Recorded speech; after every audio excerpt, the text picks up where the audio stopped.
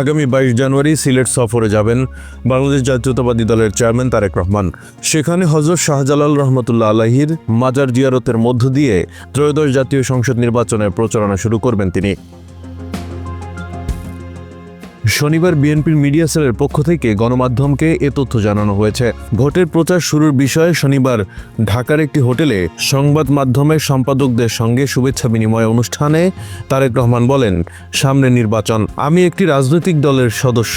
স্বাভাবিকভাবেই আমরা 22 তারিখ থেকে আমাদের সকল রকম পরিকল্পনা নিয়ে জনগণের সামনে যাব। ভোটের প্রচারের বিষয়ে বিস্তারিত কিছু বলেননি বিএনপি চেয়ারম্যান।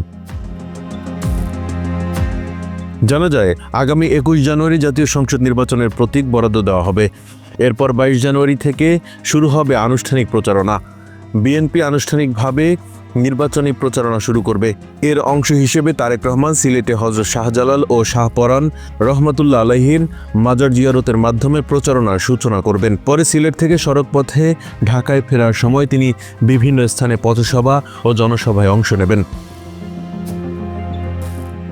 এরই ধারাবাহিকতায় মৌলভীবাজারে একটি জনসভায় যোগ দেওয়ার পর তিনি শ্রীমঙ্গলে নির্বাচনী পথসভায় বক্তব্য রাখবেন। ঐতিহ্যগতভাবেই হযরত শাহজালাল রহমতুল্লাহ আলাইহির মাজার জিয়ারতের মাধ্যমেই নির্বাচনী প্রচারণা শুরু করে বিএনপি।